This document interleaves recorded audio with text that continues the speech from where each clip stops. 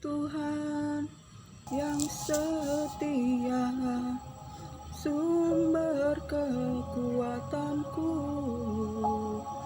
Kau Yesus juru selamatku, harapanku, jawabanku. Yesus kau segalanya bagiku, Tuhan dan Rajaku. Kasih sayangmu berlimpah di dalam hidupku, salibmu tebusku, bebaskan aku, sembuhkan aku. Ku percaya mujizatmu, ku alami sekarang ini, anugerahmu bagiku.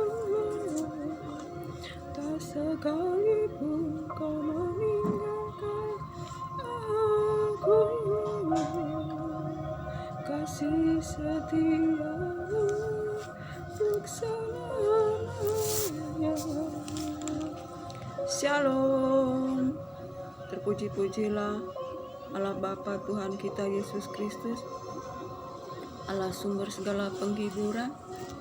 Jika kita boleh hidup bernapas dengan bebas semuanya karena kasih, berkat, rahmat Tuhan yang begitu mengasihi kita, bahwasanya kasihnya untuk selama-lamanya, takkan pernah kita dibiarkan, takkan pernah kita ditinggalkan. Saudara terkasih, pada siang hari ini saya bersyukur dapat jumpa lagi layar bincang-bincang santai. Saudara terkasih, betapa saudara terkasih, sesungguhnya saya tidak pandai bersaksi dan saya hanya sebagai manusia berdosa, penuh kekurangan, saudara terkasih. Tapi biarlah semuanya guna hormat dan kemuliaan Tuhan. Saudara terkasih, walau keadaan kita yang pas-pasan, saudara terkasih, penuh kekurangan, manusia debu tanah, biarlah Tuhan pakai untuk menyampaikan kebenaran firman Tuhan, di mana kita hidup untuk bersaksi, untuk menyampaikan firman Tuhan yang hidup dan berkuasa. Nama saya adalah Ratna, saudara terkasih, Ratna Juliani. Saya hidup sebagai seorang pengembara yang hidup hanya di dunia sebagai penumpang, saudara terkasih. Tetapi oleh karena anugerah Tuhan, kasih karunia Tuhan melayakkan aku untuk bersaksi firman Tuhan yang hidup dan berkuasa, saudara terkasih. Dan biarlah lewat kesaksian firman ini banyak orang yang boleh dihiburkan, beroleh sukacita, saudara terkasih, bukan karena kekuatan dan gagah kita, tetapi kita adalah bencana tanah liat di tangan Tuhan. Oleh kasih karunia, oleh anugerah Tuhan, kita boleh layak untuk menyampaikan firman Tuhan yang hidup dan berkuasa. Tanpa Roh Kudus, tanpa kasih Tuhan, tanpa kuasa Tuhan, kita tidak mampu untuk menyampaikan kebenaran firman Tuhan, saudara terkasih. Sebab itu biarlah semuanya guna hormat dan kemuliaan nama Tuhan, saudara terkasih. Sebagai manusia biasa, manusia debu dan tanah, saudara terkasih, tidak luput dari kekurangan, saudara terkasih. Sebab itu apabila dalam perkataan, dalam tutur kata terdapat kesalahan, saudara terkasih, dengan kerendahan hati saya memohon untuk kita sama-sama memakluminya dan sama-sama mendoakan agar pelayanan ini, saudara terkasih, semakin lagi semakin maju, saudara terkasih. Saudara terkasih, pada siang hari ini saya mau berbagi firman di mana kedatangan Tuhan itu, saudara terkasih, adalah seperti pencuri, seperti ketika zaman Nuh yang membuat kapal bahtera di atas gunung. Ketika itu manusia hidup, kawin dan mengawinkan, makan dan minum, seperti zaman Lot yang menanam, menjual, membeli. Begitulah kedatangan Tuhan, saudara terkasih. Kedatangan Tuhan bagaikan pencuri bagi kita yang tidak berjaga-jaga, yang hidup di dalam gelap, saudara terkasih. Tapi jika kita adalah anak-anak terang yang senantiasa berjaga-jaga dan hati kita dipenuhi terang firman Tuhan, firman Yesus Kristus yang membawa kita kepada kehendak Tuhan, hidup dikuduskan, disucikan, untuk hidup takut akan Tuhan, dengar-dengaran akan firman Tuhan, untuk membuang segala kejahatan, hidup di dalam roh dan kebenaran, tidak hidup di dalam daging yang membawa kita hidup di bawah kutuk maut, kutuk dosa, yaitu keinginan daging telah nyata, yaitu percabulan, kesombongan, keangkuhan, iri, dengki, perselisihan, perseteruan, dan lain sebagainya yang sama dengan penyembahan berhala. Saudara terkasih, pada siang hari ini saya akan berbagi firman yang tertulis di Lukas 17. Saudara terkasih, biarlah saya akan membacakan dari ayat 31, saudara terkasih. Barang siapa pada hari itu sedang di peranginan di atas rumah dan barang-barangnya ada di dalam rumah, janganlah ia turun untuk mengambilnya, dan demikian juga orang yang sedang di ladang, janganlah ia kembali. Ingatlah akan istri Lot, barang siapa berusaha memelihara nyawanya, ia kehilangan nyawanya, dan barang siapa kehilangan nyawanya, ia akan menyelamatkannya. Aku berkata kepadamu, pada malam itu ada 2 orang di atas satu tempat tidur, yang seorang akan dibawa, yang lain akan ditinggalkan. Saudara terkasih, firman Tuhan berkata, barang siapa yang berada di peranginan atau di atas rumah, janganlah ia kembali mengambil barang-barang yang ada di rumah, atau orang yang berada di ladang, janganlah dia kembali ke rumah. Saudara terkasih, ingatlah akan istri Lot yang melihat ke belakang sehingga ia menjadi tiang garam. Saudara terkasih, betapa kita harus menanggalkan segala keduniawian kita jika kita ingin mengikut Tuhan Yesus Kristus. Kita harus menanggalkan semuanya. Saudara terkasih, apa yang kita cintai, apa yang kita cintai, saudara terkasih, kita harus menanggalkan semuanya. Jangan kita menjadi seperti istri Lot, ketika Lot dan keluarganya bersama 2 malaikat yang membawa mereka keluar dari Sodom dan Gomora. Malaikat Tuhan berkata, pergilah ke atas gunung. Tetapi Lot berkata, Tuhan, janganlah ke sana, baiklah kami ke lembah Zoar. Sebab jika kami pergi ke gunung, kami takut api akan mengejar kami. Itulah kata Lot, saudara terkasih. Dan ketika itu istrinya melihat ke belakang dan ia menjadi tiang garam, saudara terkasih. Betapa kita di akhir zaman ini, saudara terkasih, jangan kita mengasihi dunia, jangan mengasihi yang ada pada diri kita lebih daripada Tuhan, saudara terkasih. Seperti istri Lot yang melihat ke belakang karena mengasihi harta benda, sedang malaikat Tuhan menyuruh mereka pergi ke gunung, tetapi istri Lot memandang ke belakang sehingga ia menjadi tiang garam. Malaikat Tuhan menyuruh Lot untuk pergi ke gunung, yaitu tempat yang tinggi, saudara terkasih. Karena Tuhan mengetahui bahwa kita harus pergi ke gunung Tuhan. Saudara terkasih, secara rohani kita harus pergi ke gunung Tuhan, ke tempat firman Tuhan, saudara terkasih, yaitu naik ke level yang lebih tinggi.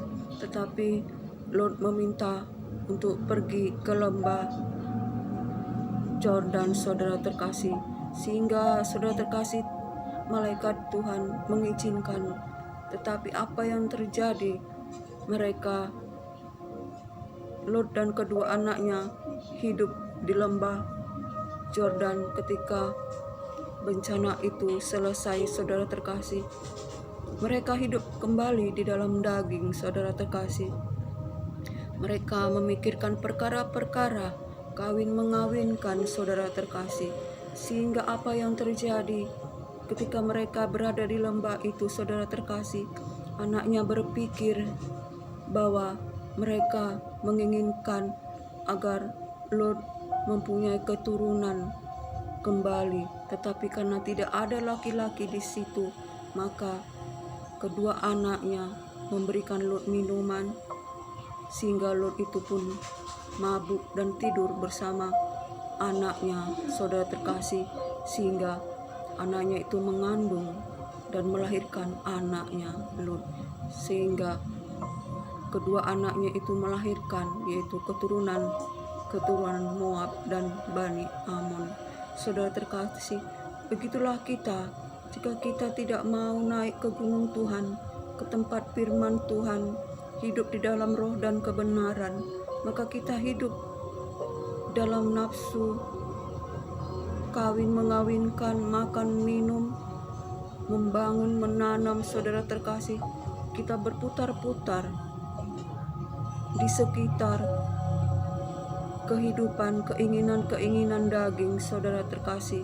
Padahal Tuhan inginkan kita untuk hidup di dalam kemuliaan, di dalam kehormatan, di dalam kuasa Tuhan.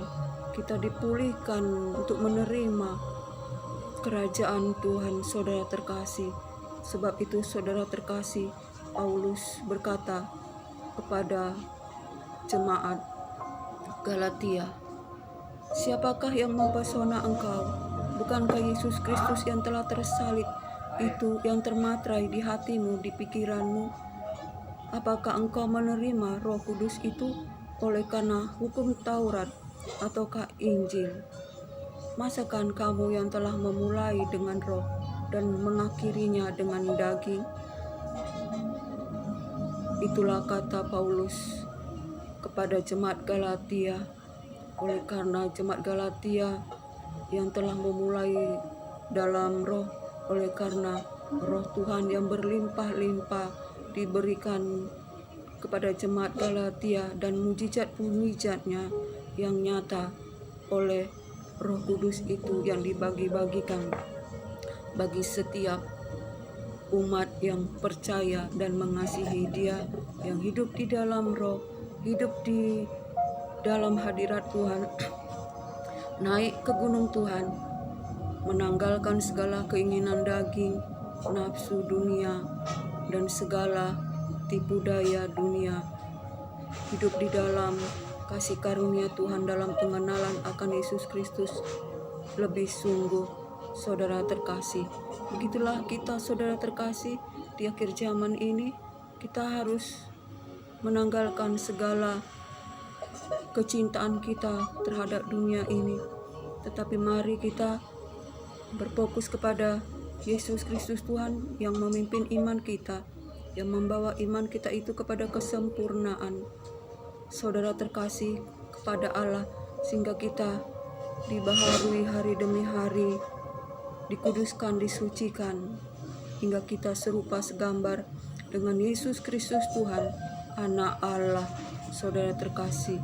Oleh karena itu, saudara terkasih, pada akhir zaman, saudara terkasih, akan terjadi pengangkatan, di mana 2 orang yang tidur dalam satu tempat tidur, satu terangkat, dan 2 perempuan yang dikerja di batu kilangan, satu terangkat dan satu tertinggal. Karena apa, saudara terkasih? Karena kita harus berlomba-lomba untuk, saudara terkasih, mengejar firman Tuhan. Jangan kita ketinggalan.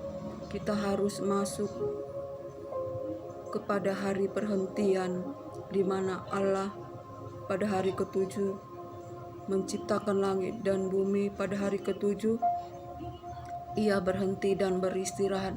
Begitupun kita, saudara terkasih, yaitu kita harus masuk dalam hadirat Tuhan.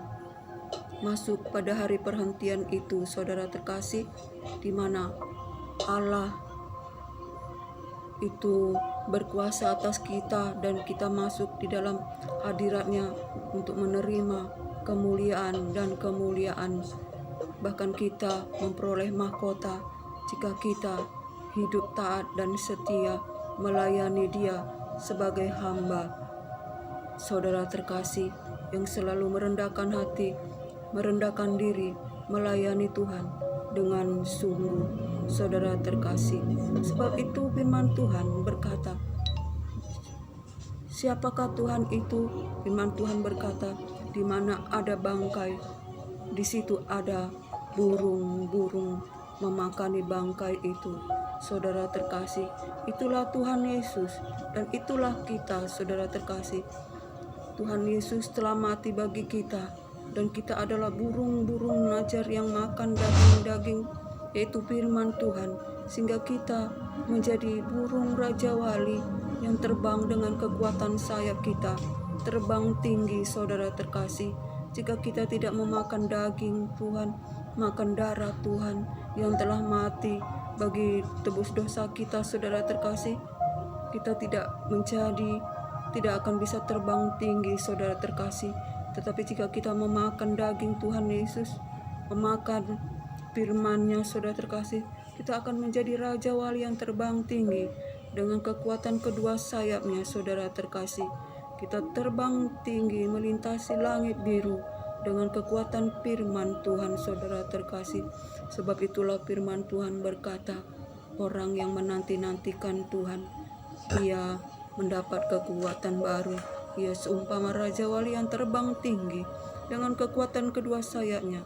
Ia berlari tidak menjadi letih, ia berjalan tidak menjadi lesu.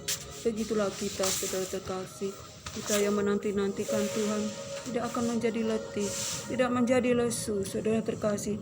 Ada sukacita, ada kekuatan baru. Sebab Raja Wali itu, saudara terkasih, terbang karena ada angin badai, saudara terkasih.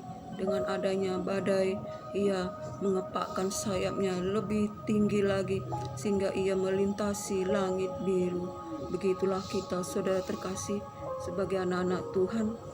Biarlah kita di akhir zaman ini, apapun keadaan kita, masalah pencobaan apapun, mari kita semuanya itu membuat kita lebih terbang tinggi dengan kekuatan firman Tuhan yang senantiasa menopang kita, membawa kita untuk terbang tinggi, melintasi langit biru, sehingga kita menjadi Raja Wali yang kuat, Raja Wali yang tangguh menghadapi segala tipu daya muslihat iblis, menghadapi badai topan apapun, saudara terkasih. Kiranya apapun keadaan kita, saudara terkasih, berkat Tuhan, kasih Tuhan, bahwasanya kasih setia Tuhan untuk selama-lamanya bagi kita.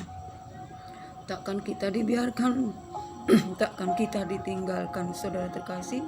Biarlah pada hari ini sampai di sinilah firman Tuhan, dan biarlah apapun yang kita kerjakan selama tidak bertentangan dengan firman Tuhan, anugerah berkat Tuhan berlimpah bagi kita.